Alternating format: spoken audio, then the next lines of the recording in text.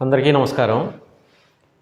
తెలంగాణ సాయుధ పోరాట వారోత్సవాలు తెలంగాణ రాష్ట్ర వ్యాప్తంగా జరపాలని సిపిఎం తెలంగాణ రాష్ట్ర కమిటీ పిలుపు ఇచ్చింది.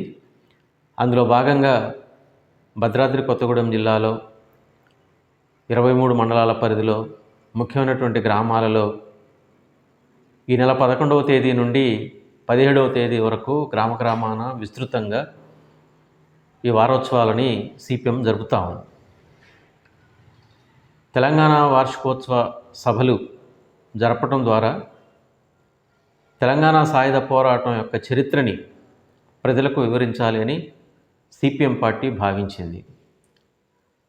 తెలంగాణ సాయుధ రైతాంగ పోరాటం అనేది దానిపైన అనేక చర్చలు ఇప్పుడు జరుగుతూ ఉన్నాయి.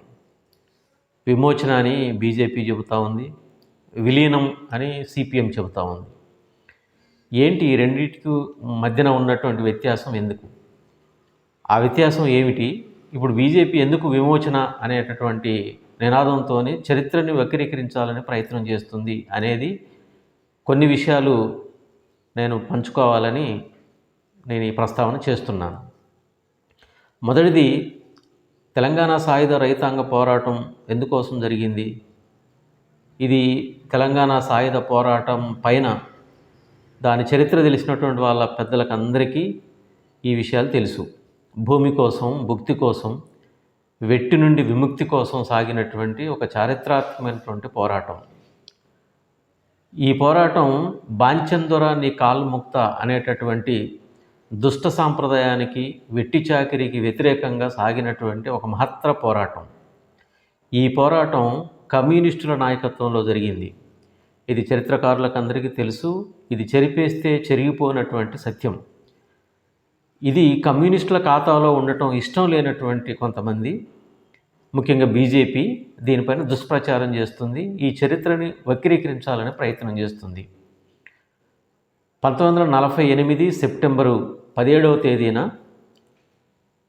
విలీనం జరిగింది అనేది చరిత్ర.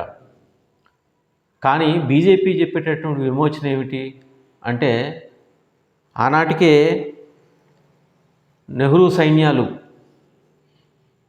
భారతదేశంలో ముఖ్యంగా హైదరాబాద్ సంస్థానానికి రావడం, ఆ సైన్యాలు పోలీసు యాక్షన్తో ఇది విమోచన జరిగింది, నైజాం నవాబుని ఆ రోజు లొంగ తీసుకోవటం జరిగింది, సర్దార్ వల్లభాయ్ పటేల్ దానికి నాయకత్వం వహించాడు, కాబట్టి ఆ రకంగా లొంగిపోవడం అనేది జరిగింది అనేది వారు చెప్పేటటువంటి మాట. ఒకవేళ అదే నిజమైతే మరి రాజప్రముఖగా నైజాంని ఎందుకు నియమించారు? ఆ రాజప్రముఖగా నియమించడం అని అంటే ప్రస్తుతం గవర్నర్ వ్యవస్థ హోదా కల్పించడం. కాబట్టి చరిత్రను వక్రీకరించడం అనేది బీజేపీ ఇప్పుడు కొత్త ఏం కాదు. అనేక పాఠ్యాంశాల్లో ఇటువంటి మార్పులు చేర్పులు చేసి చరిత్రను వక్రీకరించి ప్రజల యొక్క మైండ్ని మార్చాలని ఒక దుష్ట తలంపుతోని బీజేపీ ప్రయత్నం చేస్తుంది. నేను ఒక ప్రశ్న ఇస్తున్నాను. తెలంగాణ సాయుధ పోరాటంలో మనం ఒక 100 మంది పేర్లు లిస్టు తీద్దాం. ఇప్పుడున్నటువంటి బీజేపీ నాయకులు, ఆ కాలంలో ఉన్నటువంటి బీజేపీ నాయకుల యొక్క లిస్టు తీద్దాం. లేదు, 100 సంవత్సరాల చరిత్ర కలిగినటువంటి ఆర్ఎస్ఎస్ బీజేపీ గురువు కదా, వాళ్ళు కానీ 40 సంవత్సరాల చరిత్ర కలిగినటువంటి బీజేపీ వారసులు కానీ, నాయకులు కానీ ఎవరైనా ఈ తెలంగాణ సాయుధ పోరాటంలో ఎక్కడైనా ఒక్కరైనా పాల్గొన్నారేమో ఆధారాలు చూపించండి. ఎందుకంటే వాళ్ళు పాల్గొనలేదు, వాళ్ళకి ఆ చరిత్ర లేదు. భారతదేశ స్వాతంత్ర సంగ్రామంలోనే వాళ్ళు పాల్గొనలేదు. అట్లాగనే తెలంగాణ సాయుధ పోరాటంలో కూడా వాళ్ళు పాల్గొనలేదు. పాల్గొనని వాళ్ళకి చరిత్ర గురించి ఎలా విషయాలు తెలుస్తాయి? కాబట్టి తెలియనటువంటి చరిత్రని వక్రీకరించి చెప్పి మాకంతా తెలుసు అని చెప్పేసి నమ్మించటం అనేది ఇది ప్రజలను మోసం చేయటం. కాబట్టి చారిత్రక ఆధారాలు చాలా ఉన్నాయి. కమ్యూనిస్టుల నాయకత్వంలో జరిగింది అనడానికి రావి నారాయణ రెడ్డి గారు, బద్దం బాలరెడ్డి గారు, మల్లు స్వరాజ్యం గారు, భీమిరెడ్డి నరసింహారెడ్డి గారు, వీళ్ళందరూ ఎవరు? కమ్యూనిస్టులు. గ్రామ సంఘాలకి నాయకత్వం వహించింది కమ్యూనిస్టులు. ఎట్టికి వ్యతిరేకంగా సాగుతున్నటువంటి మహోద్యమంలో ప్రాణత్యాగం చేసింది కమ్యూనిస్టులు. ఆస్తులు త్యాగం చేసింది కమ్యూనిస్టులు, భూములు కోల్పోయింది కమ్యూనిస్టులు. ఇది చరిత్ర. దీన్ని వక్రీకరించడానికి నానా తంటాలు పడుతున్నారు బీజేపీ వాళ్ళు. విమోచన అని చెప్పేసి మాట్లాడుతున్నారు. మరి విమోచన అని మాట్లాడేటటువంటి మీరు ఏ సందర్భంగా విమోచన జరిగింది అని అంటే అది కూడా వక్రీకరించి చెప్పినటువంటి మాటే. అందుకోసం యాక్షన్ జరిగిన మాట నిజం, కానీ ఆ యాక్షన్ జరిగింది నవాబుని లొంగ తీసుకున్నది. అప్పుడున్నటువంటి సంస్థానాలు మనకి ఆనాటికి 548 సంస్థానాలు ఉన్నాయి. అందులో హైదరాబాద్ సంస్థానం కూడా ఒకటి. హైదరాబాద్ సంస్థానంలో ఇప్పుడు కర్ణాటకలో కొన్ని గ్రామాలు ఉన్నాయి, మహారాష్ట్రలో కొన్ని గ్రామాలు ఉన్నాయి. ఆ రకంగా అదొక హైదరాబాద్ సంస్థానంగా ఉన్నది. ఆ సంస్థానాన్ని విలీనం చేయటం అనేది జరిగింది. 1947 ఆగస్టు 15 భారతదేశం స్వాతంత్రం వచ్చిన విషయం మనకు తెలుసు. కానీ తెలంగాణ సాయుధ పోరాటం ఎప్పటి ప్రారంభమైంది, ఎప్పటిదాకా సాగింది? 48లో ప్రారంభమైంది, 1952 దాకా కొనసాగింది. అంటే భారతదేశానికి స్వాతంత్రం వచ్చినాక కూడా తెలంగాణ సాయుధ పోరాటం కొనసాగటానికి గల కారణాలు ఏమిటి అంటే, అప్పటి వరకు సాగినటువంటి పోరాటంలో సాధించినటువంటి విజయాలు, భూములు, ఇవన్నీ దొరల దగ్గర నుండి, పెత్తందారుల దగ్గర నుండి, భూస్వాముల దగ్గర నుండి గ్రామ స్వరాజ్యాలు ఏర్పాటు చేసుకొని వాళ్ళు సాధించడం జరిగింది. చరిత్రను పరిశీలన చేస్తే 4000 మంది కమ్యూనిస్టు పార్టీ కార్యకర్తలు తమ ప్రాణాలని తృణప్రాయంగా అర్పించారు. భూమి కోసం, భక్తి కోసం, ఎట్టి నుండి విముక్తి కోసం. బాంచందొరాని కాల్ముక్త అనేటటువంటి నైజాము నవాబుకి వ్యతిరేకంగా, రజాకారులకు వ్యతిరేకంగా పోరాటం చేసి ప్రాణాలు అర్పించాడు. 3000 గ్రామాల్లో గ్రామ రాజ్యాలు ఏర్పాటు చేశారు. 10 లక్షల ఎకరాల భూములు పేదలకు పంపిణీ చేశారు. ఇది కమ్యూనిస్టుల యొక్క చరిత్ర. అట్లా ఉన్నటువంటి ఆ చరిత్రని వక్రీకరించడానికి ఇప్పుడు బీజేపీ ఏం చెబుతుంది?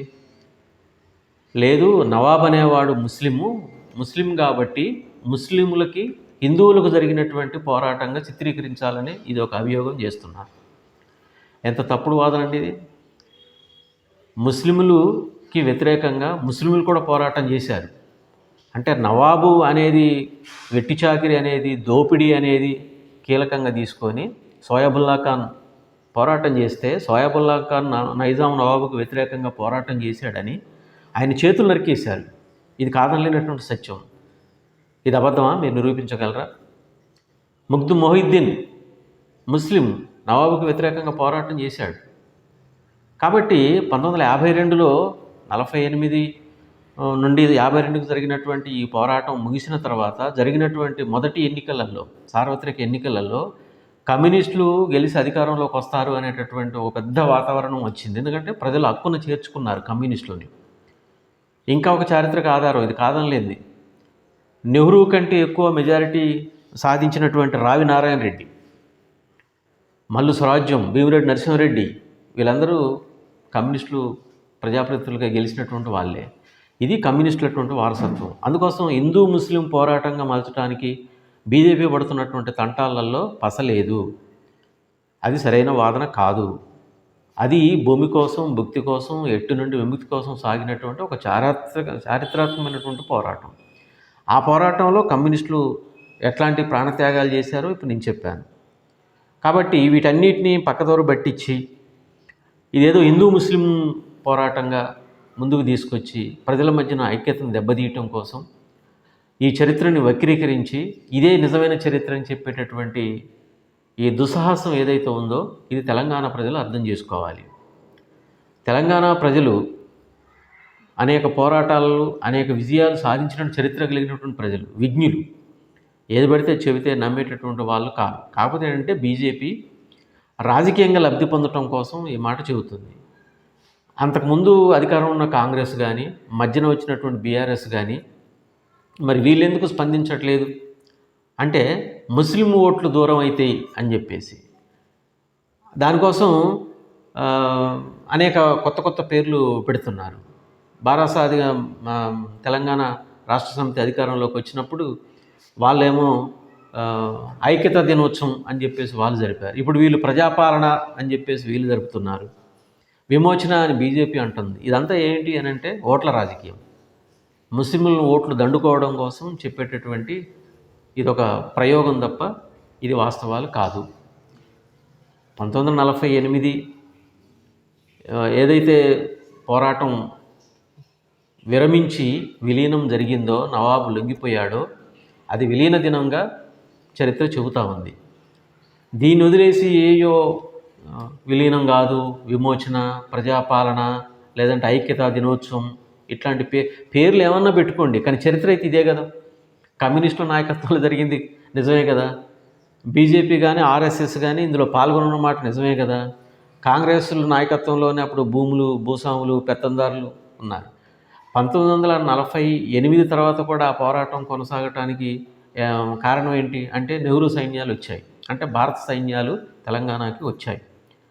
నైజాం నవాబు గడ్డని ఆక్యుపై చేసుకొని అక్కడ కూడా కొన్ని మాటలు నెహ్రూ గారు పాచికలు వదిలాడు. కమ్యూనిస్టుల నాయకత్వంలో ఈ పోరాటం సాగుతుంది కాబట్టి, రష్యాలో సోషలిజం అప్రత్యాహాసంగా ముందుకు పోతుంది కాబట్టి, 1917లో అక్కడ జయప్రదం అయింది కాబట్టి మేము సోషలిస్టు తరహా పాలన అందిస్తాము అని చెప్పేసి వాడినటువంటి మాటలు కూడా ఉన్నాయి.